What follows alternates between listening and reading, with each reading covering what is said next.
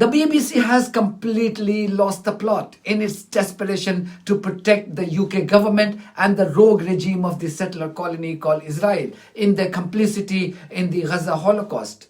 What the BBC did during and after Thursday's broadcast of its radio program on BBC Radio 2 is a new low and the clearest evidence yet of the broadcaster's own complicity in the ongoing genocide and Israeli war crimes.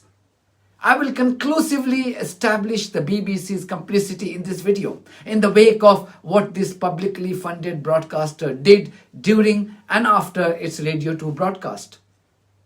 Now, for anyone who doesn't know the BBC and its various arms, let me tell you that this government-owned media organization has several radio channels catering to its audience in the UK. They are Radio 1, Radio 2, Radio 3, Radio 4, Radio 4 Extra, Radio 5 Live, and 5 Live Extra, and BBC Asian Network. BBC Radio 2 has a show presented by Jeremy Vine. This show is broadcast between 12 noon and 2 in the afternoon. However, on Thursday, which is 14th of August, a woman called Tina Daly was standing in for Jeremy Vine. She was inviting callers to come on the show and talk about wedding speeches, among other topics. At one point, a woman from Manchester called Mary appeared on the show. You have to listen to this bit to understand what happened next. Mary's in Manchester. Hi, Mary. Hi there. I'm just calling. Thank you so much for putting me on. Oh, you're welcome. The BBC and the UK government are complicit in the Palestinian genocide. Oh, okay. Not about wedding speeches at all. Cut that one off there because I have no idea what else they were going to say. We are talking about wedding speeches here. Mark emails from Leicestershire. Clearly, the presenter Tina was quick to censor her caller Mary and abruptly cut her off, even before she could complete her sentence. Clearly, the idea was to stop the caller from pronouncing the word genocide. The presenter was so brutal that she didn't even feel the urge to apologize to her caller, who, for all you know, would be a license fee payer and therefore would be contributing to this presenter's salary. This Tina woman moved on as if nothing had happened, as she began to read a text from some Mark from Leicestershire. Now, this bit is important. You have to remember this Mark from Leicestershire. The BBC didn't stop here. It resorted to something quite chilling, quite extraordinary. And that would send a chill down your spine if you pay the license fee and support the freedom of press and free speech. The BBC moved with alarming pace to remove the segment which had Mary from Manchester accusing the BBC and the UK government of their complicity in the genocide of Palestinians in Gaza. When you go to BBC Sounds, either website or app, and click on Jeremy Vine show broadcast on Thursday, you would find that this edition of the show starts with an unusual announcement stating that this program has been edited since transmission. This program has been edited since transmission.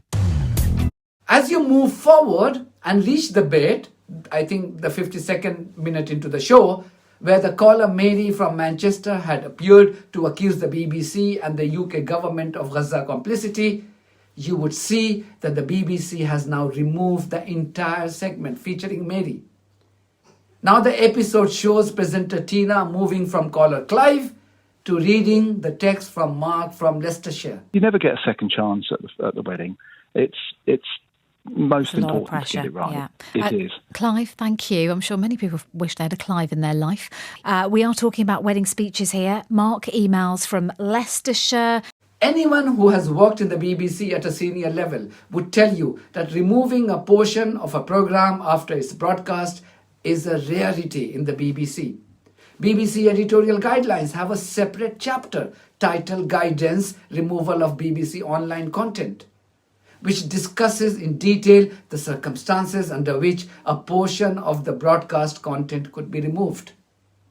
It states, and I quote, "This guidance note sets out considerations for removing or amending BBC online content and revoking content in online services such as BBC iPlayer and BBC Sounds, following legal or editorial issues post-publication, Removal or revocation may result from a BBC review of content or in response to requests from individuals. End quote.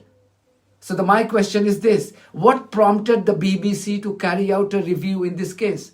Or which individual made a request to remove this segment from the show? The BBC must come clean on both these issues. But it has chosen to remain quiet up until now. BBC guidelines further state, and I quote, "Content published with the expectation of remaining permanently available, particularly news content, should not normally be amended and should only be removed or hidden in exceptional circumstances." End quote. What were those exceptional circumstances here? An instruction from the UK government or pressure from the Israeli lobby? The BBC must clarify so that there is absolutely no doubt in the minds of the license fee payers. Elsewhere, the BBC guidelines also make it abundantly clear that providing the content continues to meet the BBC's editorial guidelines and there is a public interest in continued publication which outweighs a removal request, the online archive will usually be preserved and remain accessible. Once again, how was a caller, a supposed license fee payer, exercising her free speech on the burning issue of Gaza genocide and accusing the broadcaster and the UK government of its complicity against public interest? How was it against public interest? And once again, who made the request for the removal of this segment? It could be either of these two situations. Furthermore, the BBC guidelines state that content in online services such as BBC iPlayer and BBC Sounds should not normally be revoked during the window of availability. So why was this content removed within hours of its broadcast when the availability of the show on BBC Sounds is usually 30 days? What was the haste? Whose reputation was at risk by what caller Mary has said on the BBC Radio 2 show? I asked the BBC to clarify all these points on Twitter. As expected, I have received no response from them. I will add the response into the description of this video if at all I hear from them. As I stated earlier in the beginning of this video, this development should worry every British citizen. If Mary is watching the video and she's been paying the license fee, she has a powerful case to sue the BBC. The broadcaster simply cannot silence its audience that it aims to cater to by first expecting them to fund its existence. There have been serious allegations of brazen biases by the BBC during the Gaza coverage. It pulled down a documentary on Gaza after its broadcast and then cancelled another documentary on medical workers in Gaza after first commissioning it. The second documentary was later broadcast on Channel 4 and Mehdi Hassan's startup Zitio. The UK government, particularly the Culture, Media and Sports Minister, Lisa Nandi, has been pressurizing the BBC in recent weeks after the broadcaster telecast this performance of Bob Dylan from the Glastonbury Festival. Free, free! Free, free! Alright, but have you heard this one though? Death, death to the IDF! Death, death to the IDF! Death, death to the IDF! Death, death to the IDF! Death, death to the IDF! Hell yeah, from the river to the sea, Palestine must be, will be, inshallah, it will be free. But the BBC must come clean to announce if indeed that's the case. If indeed it was forced to delete the portion of a caller accusing the BBC and the UK government of complicity in the Gaza genocide by the government. This would be helpful for its own claims of impartiality.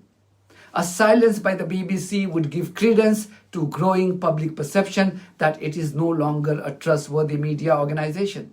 As somebody whose journalistic career was shaped by the BBC, these developments pain me to no end. That's it for me. Thank you very much for your support of this platform and our journalism on buymeacoffee.com and Patreon. If you too think that our journalism is worth supporting, then you too should consider becoming part of it. Details are there in the description of this video. In the meantime, if you haven't subscribed to my channel, please do so because that's one of the many ways you can support independent journalism. God bless you all.